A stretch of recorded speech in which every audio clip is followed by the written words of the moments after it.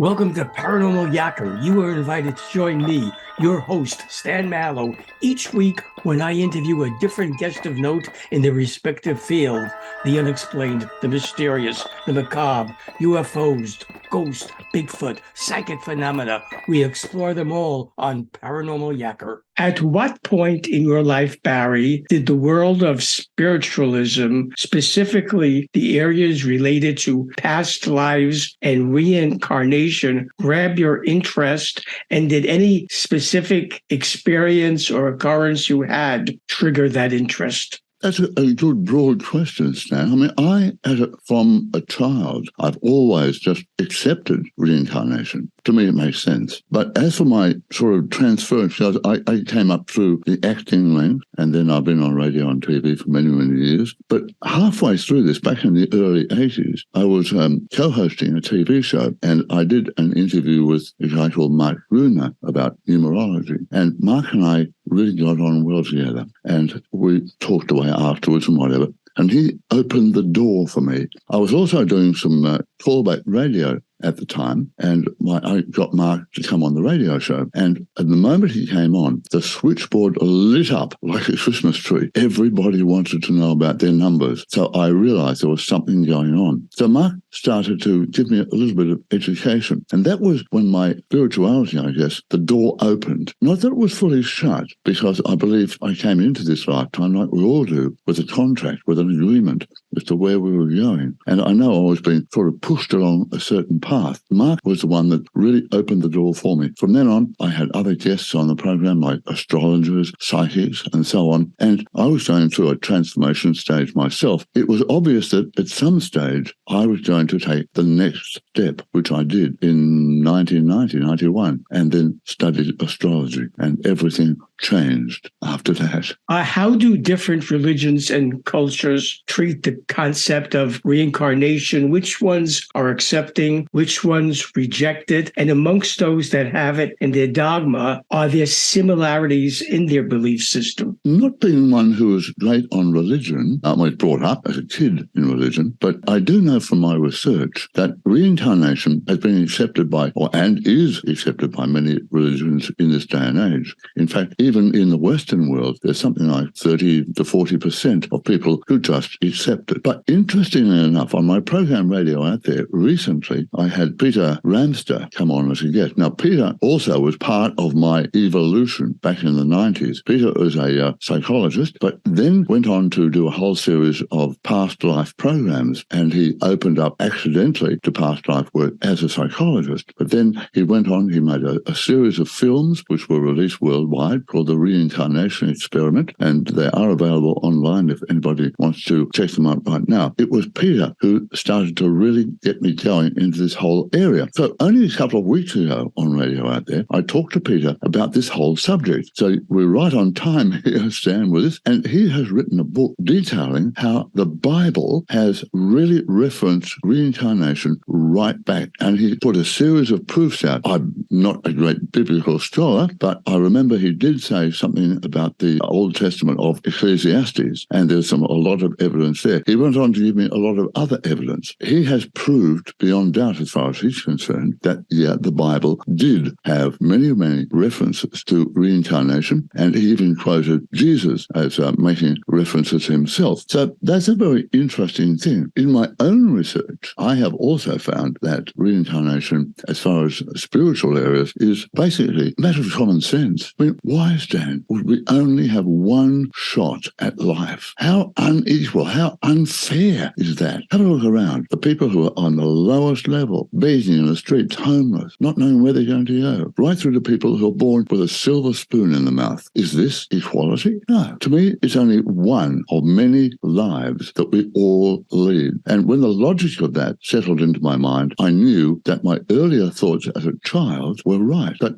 I'm here again. So when I started to write my books on the afterlife trilogy, which you referred to earlier, I really went into all of that, and I started off with afterlife and being taken down and taken to my very last life on this earth, my immediate past life, which was as a young soldier who got killed in the trenches in France in World War I. That was the beginning of a really big learning curve for me, for my personal area. And I wanted to share this with everybody. So So after I wrote the first two series in the series of Afterlife, which is Afterlife and No Goodbyes, I figured that with a little bit of prompting from the other side, I'd rather say, that the third part had to be all about what comes next. Because at the end of a life, we go back to where we came from, and then we don't just sort of go there and stay there and sort of sit on a cloud and strum a harp or something. I mean, that's all fancy stuff. Forget that. This is part of a whole soul's journey. So that's where I got to, and that's why I wanted to write Past Lives Unveiled as the finale of my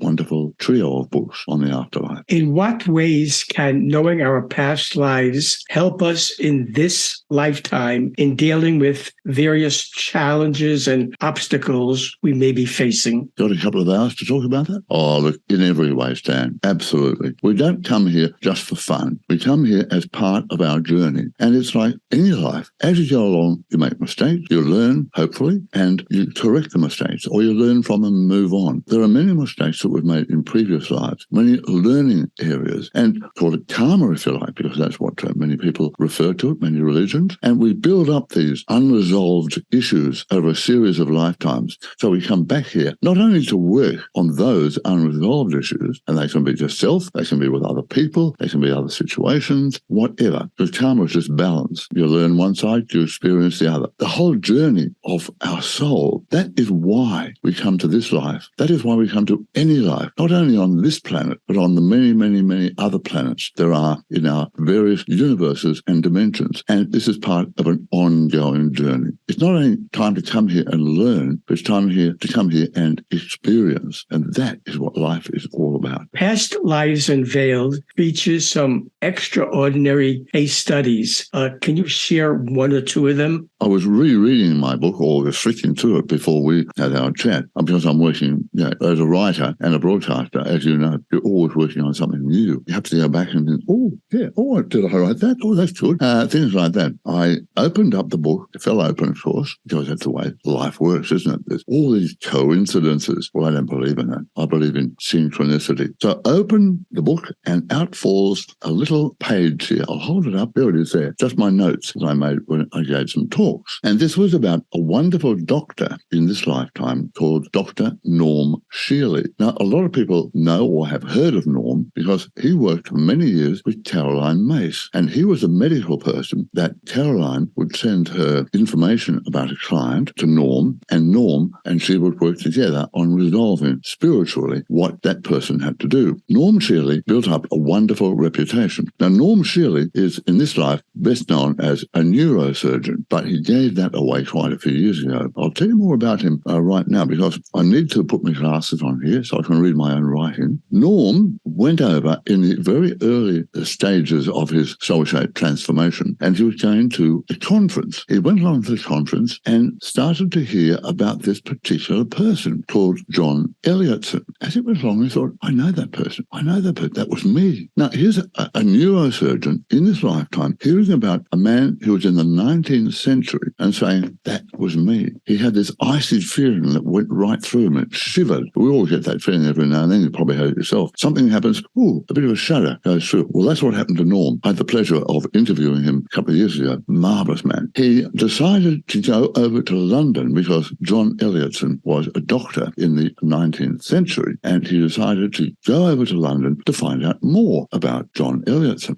So he went over, booked his passage flight, went to London, was heading off to where the surgeon's area was there. Suddenly, he had this sort of urge to tell the taxi driver, no, don't turn left to go to there, turn right. So the taxi driver turned right, said, I get out here. He alighted, went into the building, and it turns out that's where John Elliotson practiced in the 19th century. Just like that, he found him. Afterwards, then, his research on John Elliotson found out that Elliotson introduced the stethoscope to British medicine from France. A lot of big breakthroughs for Elliotson. He also encouraged and wanted the use of narcotics as far as operations were concerned. He also founded the Phrenology society, for the brain and the organ of the mind. He also encouraged mesmerism. He upset the medical authorities. He was a real stirrer. That's what I love about John Elliotson and Norm. Elliotson upset the authorities. He had to resign from the whole medical authority there. However, the Royal College of Physicians asked him to give the Harveian oration, which was started back in 1656. And the subject that he spoke about was, quote, the hypocrisy of science in accepting new thoughts. Now, a lot of people would have a chuckle over that today. So his mesmerism that he went on to learn about was the fact that he was able to intuit various medical situations. This is the 19th century. So now, cut to the 21st century, or the 20th century, to start off with. Norm suddenly finds that as a neurosurgeon, he is also the inventor of the TENS machine and other pain management systems. As I say, he worked with Caroline Myss. As Elliotson, he introduced narcotics into operation. In this lifetime, he worked to remove narcotics from surgery because he realized it was wrong. So here he is in this lifetime correcting something that he did in a previous lifetime. Absolutely wonderful. He shared, along with Elliotson, and this was long before he even heard of Elliotson, he shared this contempt for medical hypocrisy, and he anonymously published a novel. And this was based on, quote, the hypocrisy of medicine accepting new ideas. That sound familiar? After Elliotson doing the hypocrisy of science accepting new thoughts. Now, that is no coincidence. And unwittingly, he used the material from Elliotson's Harveian lecture. He didn't know it. He didn't know about the lecture, but when he checked up later, the material that he used in his novel, which was published anonymously, was from Elliotson's lecture. How about that one? At least you can't be accused of plagiarism. You can't plagiarize yourself, can you? Even from one life to the other. So that's Norm Shearley. Norm represents an example of past life that we have come back to correct some of the things that we made, some of the mistakes we made, narcotics, get rid of them, and also to advance, to move on, take what he had before. And also, Harveian lecture that he gave, boy, that must have been really a big point he wished to make because he's done it over 2 lifetimes. So that is probably the example of a past life being so full of meaning, so full of wonderful information to, I can't say prove beyond all doubt. It does to me. Certain people will say, oh, well, what does that prove? That's just coincidence. As I said before, I don't believe in coincidence. You, Barry, had your own past life regression by Peter Smith, a past life expert, president of the Newton Institute, named after Dr. Michael Newton, a highly acclaimed spiritual regressionist known as a pioneer of afterlife exploration. What was your regression like? What did you learn from it? Peter Smith, at the time, was the president of the Michael Newton Institute. He's since resigned, but he's back on the board of directors again now because he's got lots of things to do. Came along, stayed at my place. I was living out of Sydney at the time. Stayed at my place along with his lovely partner, and he put me through a couple of deep. I'd already had other regressions before, but these two I featured in the book Past Lives Unveiled. And the first one was back to ancient Greece. As a young person, I studied and majored in ancient history. I studied primarily Greek and Roman history. I didn't know a lot about the turn of the century or turn of the BCE times into CE times as they are now. But this was when I was taken back into this particular lifetime, 41 BCE. I was finding myself, and Pete takes you right down deep, and you're there and living. All of a sudden, I was there as this philosopher. He was an academic. He was wearing the long white robes and things like that. But he was with the Roman army. Turns out his name was Kassos, K-A-S-O-S. And Kassos had been commandeered, I guess, by the Roman army through his college. He was working as a young philosopher because he was able to speak some of the dialects outside Athens. So they took him along there because at that particular stage, the Greek villagers were starting to revolt against the Romans. So the Romans didn't like that. So they sent out a centurion and his whole band of soldiers, and they took Kassos along as an advisor and a translator. So here I am in the body of Kassos, walking behind this guy, and this great big scarlet cloak coming down as he's sitting on his horse in front of me. That's the image that I get. I suddenly realized, whoa, where are we now? So it turns out that here I am. I'm walking, of course. The only person riding was the centurion. So Kassos was following along with the blokes, the soldiers, who used to tease him, call him Alexander the Great and things like that. It turns out that Kassos was taking them into a village that had been doing some nasty things to the Romans. Now, all of a sudden, as I was walking past them hills into a little valley, the villagers on both sides started throwing rocks and spears and things down at the Romans. Well, the Romans, and I'm with them, put what they called a totoro over, a tortoise, and they put all their shields up over their head, forming this barrier. So the rocks and the spears bounced off. So when the initial tirade of spears and rocks ceased, the Romans then turned around. They were on a peace mission, but you don't attack the Roman army and expect them to say, "Oh, sorry, chaps, can we have a chat now?" No, the Romans went in and wiped them all out. That was the way they did things in those days. Still happens around the world today, doesn't it? So here I am as Tarsos. I was absolutely shattered, of course. So we then, after killing the village and whatever, I think they also killed the women and children. They never sort of had a lot of mercy on them, the Romans, when it came to being attacked. So then we went back to Athens, and I was pretty disillusioned as Tarsos. I left the academy, been studying philosophy and working as a young philosopher. Went back to my family farm, a small farm outside of Athens. I saw my days out there, little farm. They grew grapes and olives, and that was my experience. And it was a fascinating experience to be there, having studied Roman history and, to a certain extent, Greek history, but much further back. I was studying Greek history back in the time of Sparta and Athens and the battles against the Persians and whatever. To come there at this particular time when Rome's power was, I won't say on the wane, but they were having a lot of internal problems. It was around about the time of Julius Caesar and whatever. It was a fascinating time to be there and to be part of this whole thing. I realized then that that was just one of many lives I have led in as a warrior, but in and around soldiers. I've had several lives as warriors. As I said before, I died in the trenches in the First World War. This has been my soul's journey, to be able to experience being a warrior, being around warriors, and dying and killing in other lifetimes as well. Now, I've moved on from that, but I had to go through this whole series of lives before I was able to come to this life, come up with a balance where I don't hurt people. I'm doing my very best to help them with information, and I also do a bit of astrological counseling and various things like that, and I help people to help themselves. That's the most important thing. I don't set myself up as the guru. No,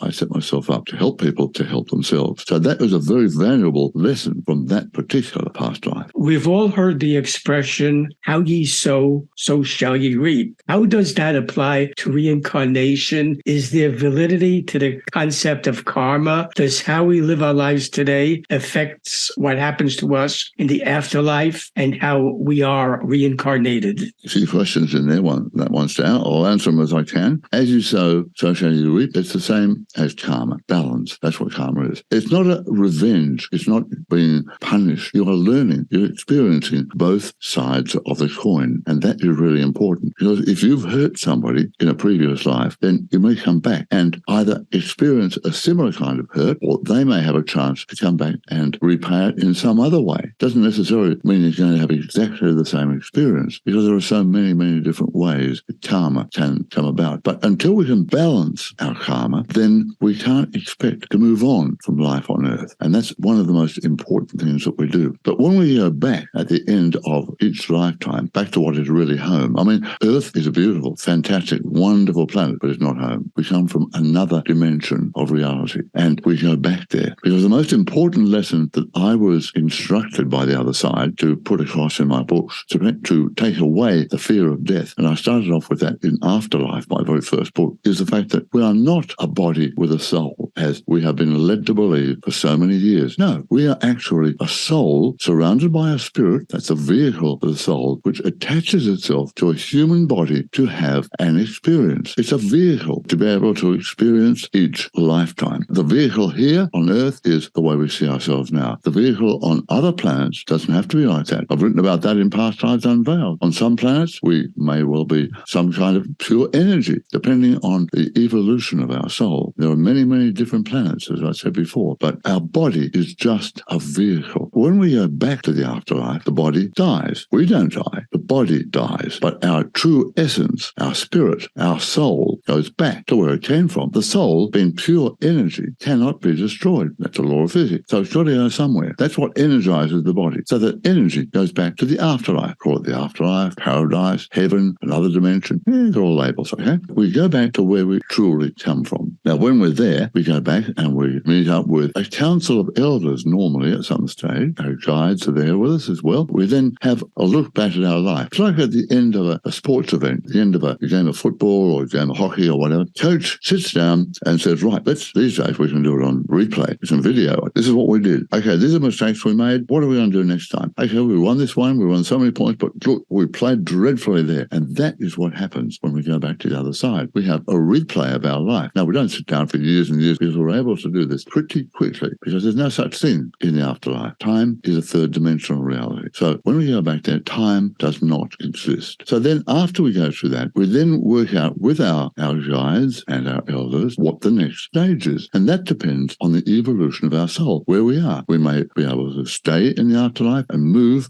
because there are many, many levels in the afterlife. And we go back to a certain level that we have created with our soul. So we may have been able to graduate, move higher. And there are planes within each level. Some people are able to stay on, move higher and work from spirit. And also because they've reached a certain level, can move on to other worlds. Others, well, they might get stuck in a rut for a while and have to come back here. And that's what a lot of us have been doing for a long time now. Stuck in a bit of a rut. Me with my warriors. Dan, I'm not sure what your rut is, but anyway, you've probably been here once or twice yourself. There we are. So that is, in a nutshell, what happens. But then when we are ready to come back, we've been working in the meantime with our soul family back in spirit, and they are part of people that we've traveled with on and off through various lifetimes. We work together as a team, and I put the analogy in that it's like being part of a repertory theatre group where there's a whole cast that's full-time employed, but every production, they play a different role. So this production might be Shakespeare, this might be a musical, and so on. And we cast in different roles, but we cast with many of the same people. Do other actors come in from the side, and we work with them, and then we move on. So that's the analogy that I have made, and I think that seems to work to explain just how soul families work, because we're part of a big soul family, but we have other ancillary groups that are soul family, extended family, shall we say. What, Barry, happens at the very moment we pass over? What do we experience? What do we see? What's the spirit world like when we first enter it? Obviously, it's going to be a different experience for everybody. Some people cross over in a very soft way, just going from one room to another. For instance, if you were in an accident, and a lot of people after an accident, motor accident or whatever, find themselves standing outside the body. And it takes a while for them to understand that they actually have left their body. That happened to me, actually, in my last life on the battlefield. I didn't realize that I had actually died until I saw my grandmother on the battlefield. And then I realized after a while, hey, old ladies don't go on battlefields in France in World War I, especially in the Battle of the Somme. So I realized that, yeah, I had died. That was the expression I felt at the time. So then she led me off back home into the afterlife. There are various ways that this can happen. Some people don't want to go. They really do not want to go. They're afraid because they may have done some nasty things in their life, or they're just totally afraid to move on. We call them earthbound spirits, and they do stay here. There's no doubt about that. They can be helped. I've helped a few people move on over the course of my recent career. There are so many ways there, but the majority of people suddenly find themselves just outside their body. And it's not the dying that is not the passing over that is the problem, because most people fear the lead up to that. They're afraid of dying. Not only afraid of not knowing what's going to happen, but afraid I'm going to die in pain. I'm going to be old and feeble and stupid and whatever. So there's huge fear around this. And that was why I was encouraged from the other side to write my book. And I'm only one of many who've been sort of corralled, if you like, by spirit and told to help spread the word, because we want to get that word out. There is nothing to fear about death, nothing whatsoever. And that is the purpose of the way that I was able to write my books. But as for the way we all pass, it's up to the individual. So you can't generalize, but the majority of people do pass over very quietly. I mean, my mother, for instance, there's a lovely story I have about my mother, but I won't tell it here. But I was there with my brother and her sister, and she'd been unconscious. I dashed to get there in time. I was a couple of hours drive away. I got there, and as I was standing, I just arrived, standing by the bedside. My mother opened her eyes, looked at each one of us in turn, smiled, and left this world. That was the most beautiful passing. Absolutely. There was no fear. There was no horror. There was nothing. She went peacefully. She went beautifully. So I've said, please, guys, can I go that way too? So we all want a peaceful passing, but I guess we all just have to wait and see what happens. The story about your mom, may her soul rest in peace, is a beautiful one. Thank you for sharing that. What happens, Barry, in the mysterious realm of life between lives? Once again, that depends on the individual, because we go back to whatever level that we have attained in the spirit world. If we've been a naughty boy or a naughty girl and we've done horrible things, then we can't expect to be suddenly welcomed and here you go, off you go, enjoy yourself, bye. There is no punishment. And let me point out that I've been told so many times from so many people on the other side, there is no such thing as hell. That is something that's been put out there to frighten the people. There's no nasty little man with a red tail and fork, horns on his head and a fork that sticks in you. No, forget all that rubbish. There are many levels. The lower levels, if you go back to the lower levels because of what you are, who you are, what you've done, then you will be helped. You won't be prodded with and shoved off into eternal flames. That's just fear mechanism. But you will be helped. You'll be helped in a very loving sort of a way to be able to then eventually come back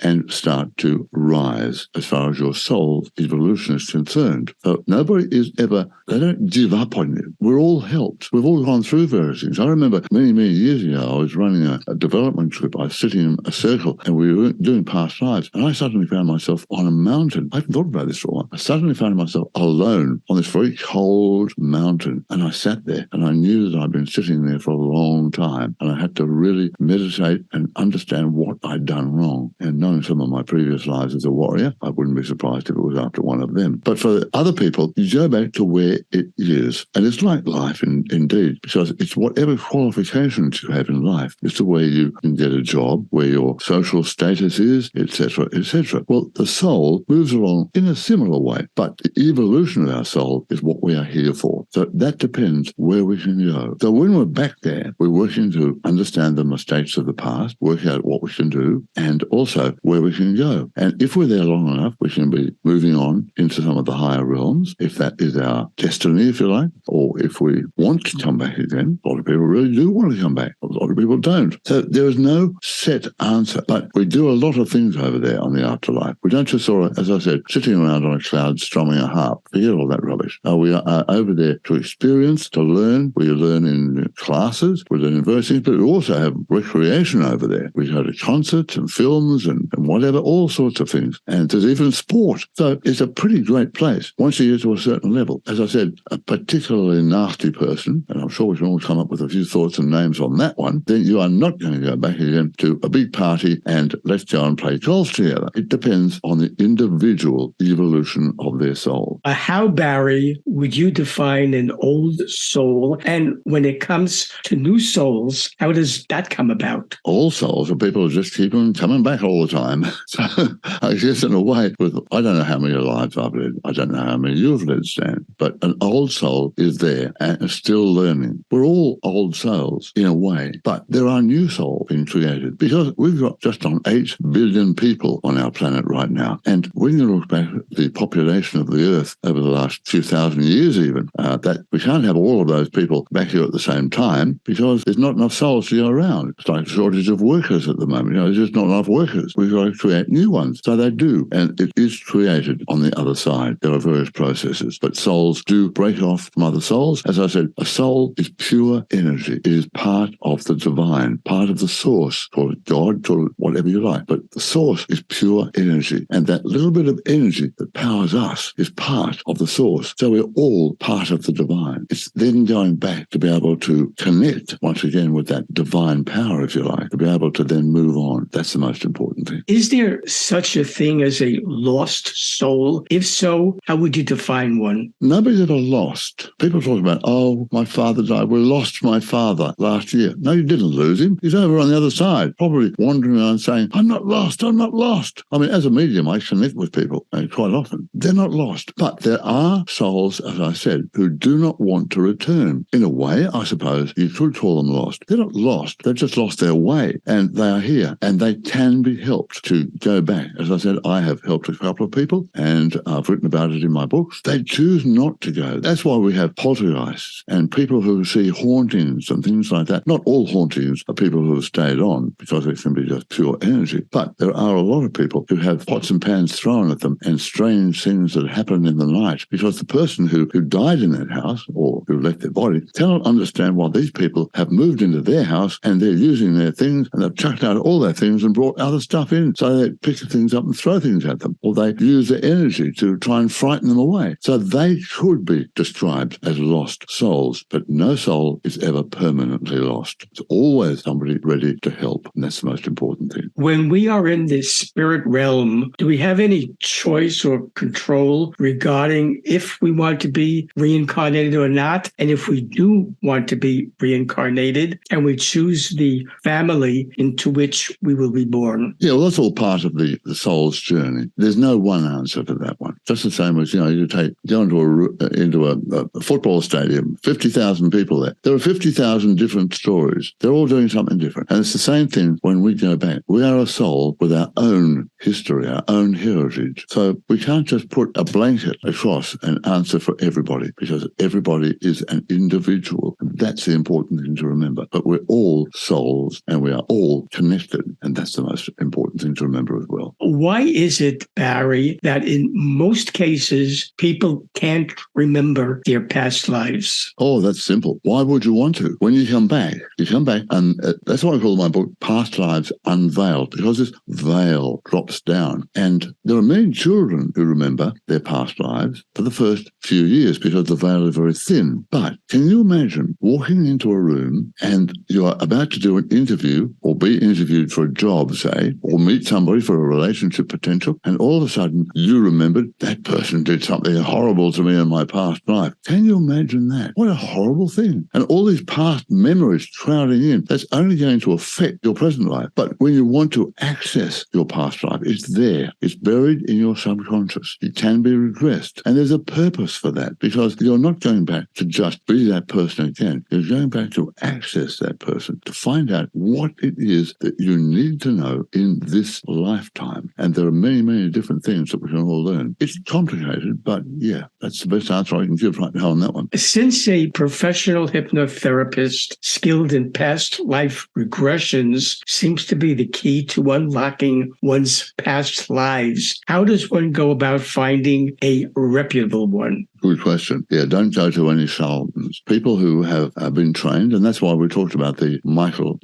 Institute, and they have trained therapists to be able to take you to life in between lives and to be able to help you there. So check them out. Also, it's like anything else. How do you find a good mechanic to fix your car? Then what happens? You talk to your friends. So, but if you don't know anybody that knows anything about past lives, then go to past life people like Michael Newton. That's the best information that I can give. Should viewers of Paranormal Yacker want to buy Past Lives Unveiled, discover how consciousness moves between lives, or any of your other books, how can they do it? Best thing is online. These days you can buy just about anything online. You can go through Book Depository, Amazon, Booktopia, any of those. They're all there, all available. But my 3 books, Afterlife, No Goodbyes, and Past Lives Unveiled, are all available online.